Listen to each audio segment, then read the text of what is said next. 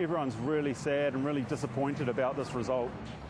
So, the term rattler is DBs. Let's change the subject. We're joined here and now by Labour leader Phil Goff. Today he unveiled the party's tax policy should Labour government after the November election. November 26th. GST will be removed from fruit and veggies. We knew about that. There'll be a new top tax rate of 39% on income over $150,000 for the year. And the worst kept secret in New Zealand, a capital gains tax on property set at 15% of the profit, right? That's right. Thanks very much indeed for joining us, Mr. Goff. One other factor, John, the first $5,000 of everybody's income will be tax-free. So whether you're a superannuitant or you're a wage and salary earner, you'll pay no tax on the first $100 a week that you earn.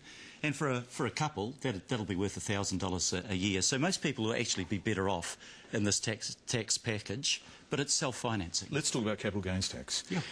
If you own a home now, that is an investment property that you're keeping for your retirement, and you bought it for $123,000 in 1976 and it's now worth $400,000, lucky old you, what will you pay the capital gains tax on? Well, it won't be retrospective. You won't go back to the original purchase? No, that would be quite unfair. You can't have tax law that's retrospective.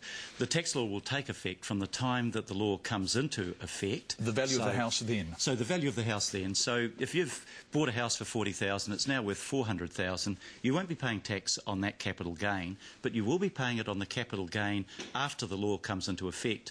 For example, April 2013. 15% on the profit. So you pay 15, but you keep 85% of the gain after that date. You pay nothing before that date. When you guys were in government, Michael Cullen was asked about this. You were in Cabinet, he was Minister of Finance. You replied, the government is not interested in capital gains tax either in the short or long term. Basically, it is political suicide in New Zealand. Are things so desperate for you now that you're prepared to take that risk? Or do you think Michael Cullen was wrong? Well, I think things are desperate for the country. Look, you know and I know, John, we're borrowing $16.7 billion this year, the current year that we're in. Last year it was $10 billion, the year before that it was $7 billion. New Zealand can't keep on borrowing and hoping.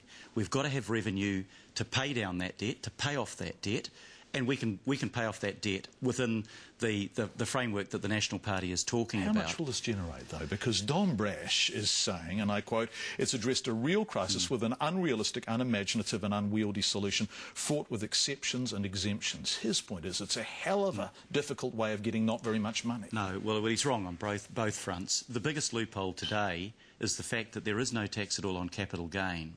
So if you go out and you work hard all week and you earn $50,000, you'll pay tax on every dollar that you earn.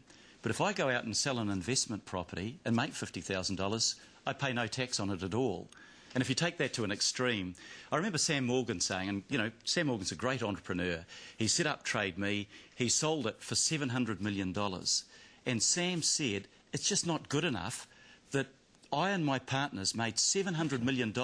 We paid not a cent of tax on it. OK, good anecdote, but what about the figures? How much is this going to raise how much does it bring in real terms? Because it's not retrospective, it takes a while to build up. But in year 6, it'll bring in $1 billion a year. In year 9, it'll be $2 billion. In year 12, on very conservative estimates, $3 billion a year. And actually, it comes to its maximum amount at the very same time that you and I, as baby boomers, will be going into retirement, when the cost of superannuation and health will be skyrocketing. And that's the time, actually, you'll need some real revenue if you're to meet those rising costs. Why haven't we done it before? Is it because we regard the home and our right to invest in property as sacred? They've done it in Australia, they've done it in 30-something countries around the world. Why didn't Labour do it the last time you were government? Why not before? Well, let's get it right. The home is sacred. There is no capital gains tax that you'll ever pay on your own home. But your right to invest in property and have a second home? If you're investing in capital gain anywhere, you will be paying. Why didn't we do it? Well, in government, under the Labour government, we ran surpluses every year that we were in government. Now they're running $16 billion deficits. And what is the government's answer? It wants to flog off our assets. Well, you and I know when you sell an asset, you can only sell it once and it's gone, and then you lose the dividend stream. You know, those assets bring in about $800 million a year. So that's changed. We've got a deficit now, and Labour has said, no, we will not see the assets that New Zealanders have worked for and paid for sold off as a one-off. We will pay down our debt.